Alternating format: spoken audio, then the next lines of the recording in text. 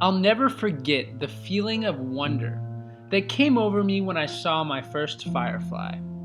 I'm sure many parents, including my own, have ingrained in their memories the light that such a sight brought to their children's eyes.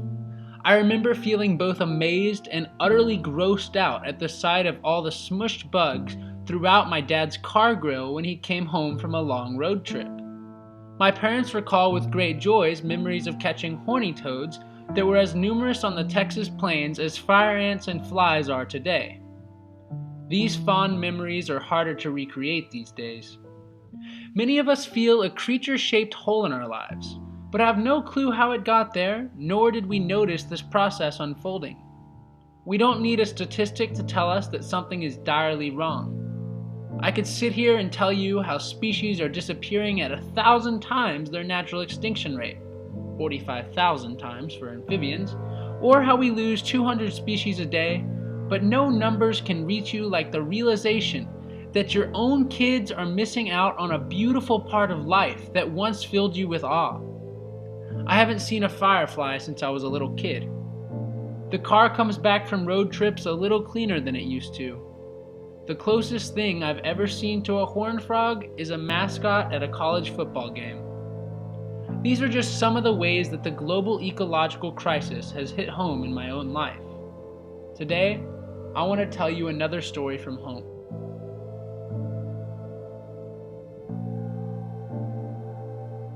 In 2014, my hometown of Denton, Texas became the first city to ban hydraulic fracturing, also known as fracking.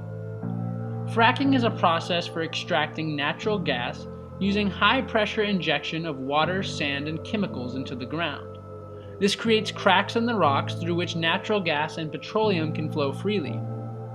Fracking processes have been linked to higher rates of serious illness and have been proven to cause serious upticks in earthquakes and other seismic activity, as well as major water shortages. After tireless work organizing a citywide campaign, Denton citizens got an initiative on the local ballot and voters came out in droves. At the end of Election Day, opponents of fracking walked away with a major victory. We played the game by the rules and got rewarded. The end. Democracy hard at work, right? Well, here's where it gets complicated. If you know anything about Texas, you know that Texans have a stubborn self-image. Texas is the only state in the Union that was once its own country, and Texans claim a dogged independent spirit. If you hear a politician claiming about the feds trampling on the little guy, they're probably from Texas.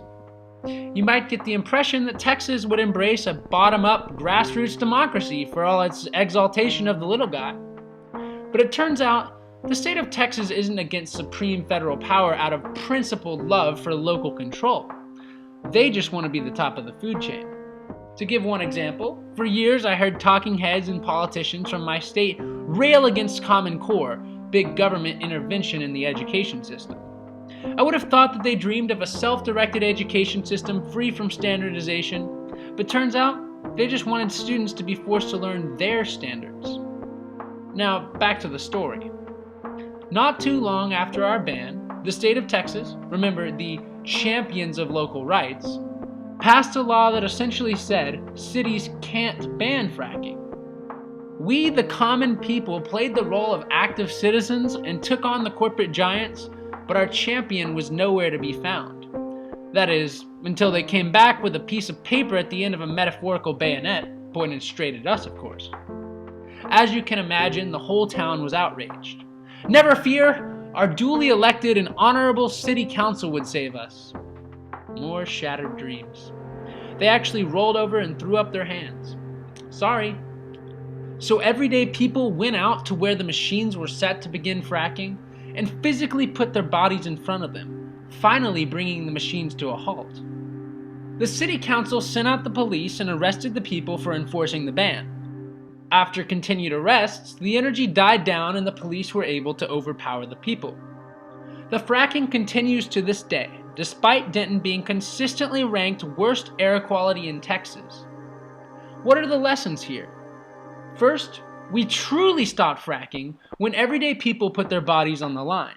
It wasn't politicians, it wasn't corporations, it wasn't nonprofits. It was the community affected by it, organizing themselves non-hierarchically, that made the machine stop. The government rolled over, the cops followed orders, we only had each other. Second, the state of Texas, always the first to complain when the US government usurps states' rights, immediately did the exact same thing to a local community. People in my community will suffer from waves of unexplained illnesses and higher incidences of asthma, eczema, and similar diseases for a long time to come. We have already seen frequent earthquakes in our area that never happened before politicians and companies forced through fracking that we didn't want. They get to stay comfortable in their mansions in unpolluted areas while we have the worst air quality in Texas. Before fracking, the fault lines we sit on had been inactive for 330 million years. The Fort Worth Basin had never recorded an earthquake before 2008. In the 10 years since, we've had hundreds. They awoke a sleeping giant, and the ones behind the decisions will likely escape the consequences. This isn't a misanthropic, humans are inevitably destructive story. This is above all a story of power. It is a story of local knowledge, of those who see the closest what helps and what harms biodiversity and health in their on-the-ground realities, being everywhere assaulted by impositions from top-down, physically and culturally distanced elites. Rex Tillerson, former Trump Secretary of State, who has a home in a nearby town, was a huge advocate of fracking when it was in our town. There has not been a documented case of substantial, or even, I would argue, insignificant contamination of fresh water as a result of hydraulic fracturing. But sued when it was planned to go through his backyard. That's a problem of hierarchy. He knew the dangers of fracking. He was willing to play the game just as long as those dangers remained away from him. And he had the power to make sure that happened, unlike the rest of us. The most destructive decisions worldwide are those made by people who will never have to live with them. Just 100 companies are responsible for 71% of global carbon emissions. These 100 companies' execs, who never have to live in the communities they pollute, make the decisions that affect all the rest of us, the decisions that are ultimately destroying the planet. We didn't need scientists to know that fracking was going to hurt our health, our quality of life, the beauty and biodiversity of our landscapes. We could see it in our everyday realities. Yet by respecting the authority of the state, we let those who don't live in our town, who don't have to suffer the brunt, decide what was best for us. With no structures of our own, what choice did we have?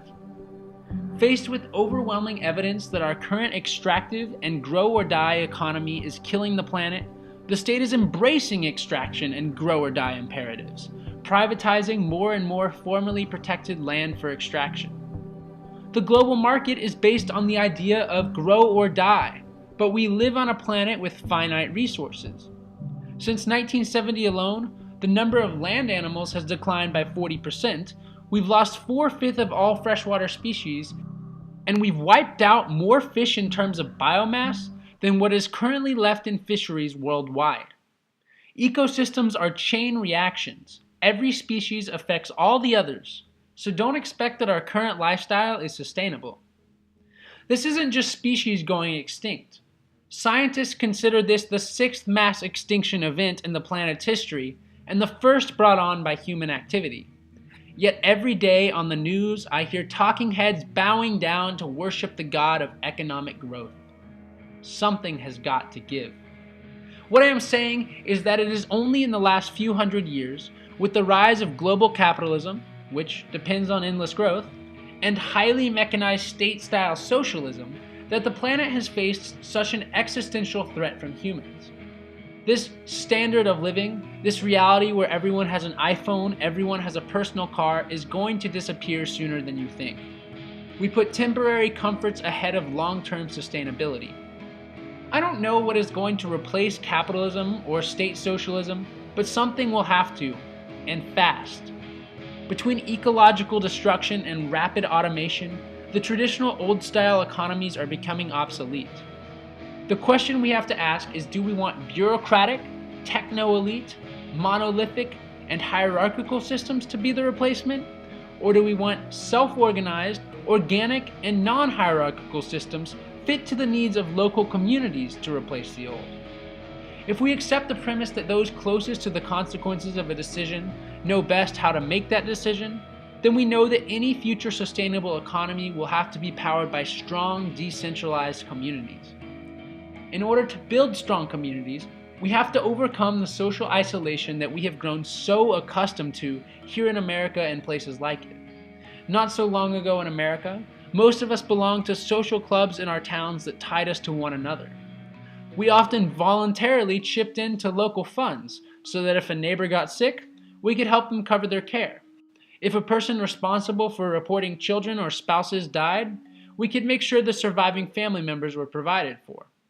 Since the 1980s, and really before that, there's been a major push towards individualization of activity in many parts of the so-called developed world. Individual expression as consumers, individualized notions of self-care from a hard day that seeks relief in isolating ourselves in the bathtub, in meditation, or in binge watching a Netflix series on our phone, the list goes on. We are replacing activities traditionally done in community with activities done alone or in very small groups. To give you an idea of just how bad this has gotten, consider this. There were more Americans involved in bowling clubs in the 1970s than there are Americans involved in any organized extracurricular activity today.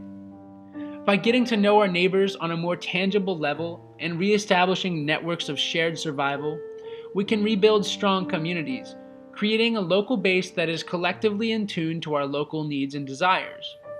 Within these communities, we can begin to take back power over the decisions that affect our lives. How does this relate to the loss of biodiversity, ecosystem destruction, and fracking from the beginning of this video? If those closest to a shared space have less incentive to destroy it and pollute it, and those farther away from that space have no real personal stake in it, then establishing local control would mean the people making decisions are more attentive to the environmental consequences. We'd have the responsibility to face what we are doing to the ecosystems in front of us head on, and we'd feel the pressures more acutely, noticing the decline of fireflies brightening our kids' eyes. Centralized forms of power have more difficulty being everywhere at once.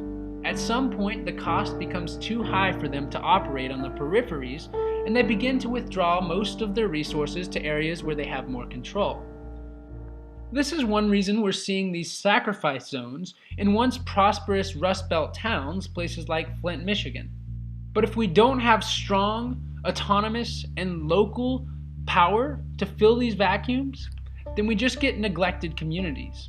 Communities that are rotting, which incentivizes people to disinvest their time and energy and let them rot more.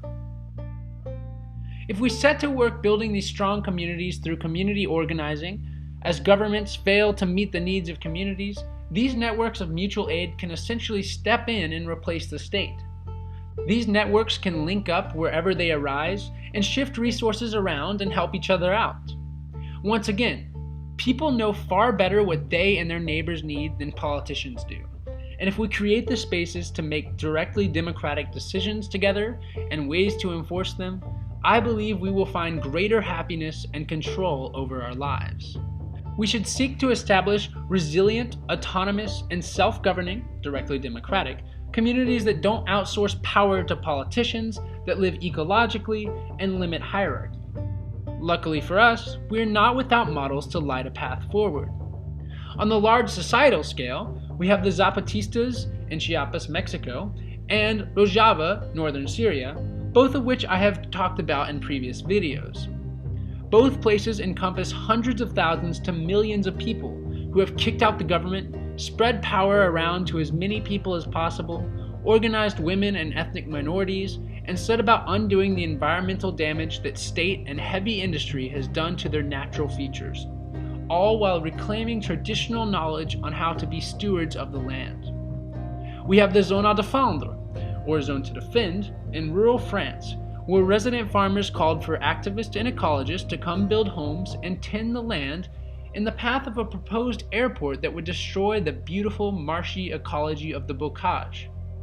Here, thousands of acres have been saved, ecological homes have been built in a plethora of diverse methods, and a whole localized society living freely and meeting their needs without laws imposed from above, cops, or homelessness has emerged. Throughout Mexico, whole towns are declaring themselves autonomous from the Mexican state, kicking out politicians, corrupt police, and cartels that put profits over sustainability. They have built their own elected, rotating, and accountable security forces to keep authority out, revived traditional indigenous decision-making bodies, established rotating stewards of local forests, and rediscovered suppressed cultures. In Guatemala, communities have begun to take back control over their traditional forests and manage them sustainably and cooperatively, without relying on the state. I spent a day in Copenhagen walking around a self-organized nature preserve in the heart of the city, managed by rotating volunteer groups of residents, and watched and listened in awe as the vast diversity of birds overwhelmed my senses. In Jackson, Mississippi, predominantly black communities are building vast networks of worker-owned cooperatives, neighborhood assemblies, eco-villages on community land trusts controlled by the residents, and small-scale production workshops creating sustainable local economies for the area confined within ecological limits set by those affected. In contrast to the state giving up on more and more sacrifice zones, whether in Flint, Michigan, Puerto Rico after Hurricane Maria, decentralized grassroots disaster relief is more effectively reaching people, empowering them to take control over their own recovery, and creating long-term sustainability and autonomous sources of energy and infrastructure long after the television cameras leave. Imagine the new world we can build together when all of these people-powered initiatives begin to link up with each other. Notice how in none of these initiatives did I mention politicians or political parties. When we scale down our politics to the most local level, empowering those who live on our blocks to make the decisions that run our blocks, most of the spectacle of partisan politics is no longer relevant. We become just humans dealing with humans. That isn't to say that we won't have problems with each other, but we will have the proximity, the relationships, and the self-interest to make talking it out worth our while. It is time to stop waiting on politicians or tech CEOs to come and save us. They aren't coming. As a matter of fact, they are too busy building spaceships to get the wealthiest off the planet once they destroy it. We have to build our own networks of shared survival. We have to start getting to know our neighbors, discovering our shared needs, and working to meet those needs together. We have to decentralize decision-making amongst all of us, building structures that facilitate working towards consensus like thousands of communities in Rojava and Chiapas have done.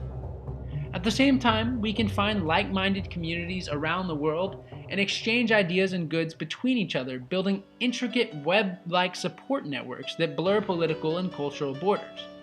We can broaden our horizons of the places we identify with and that give us a sense of belonging, from narrow and gated geographical locations to any place that shares a common mindset, a consciousness of freedom and cooperation, and autonomous and horizontal governance. This is not something we have to wait on.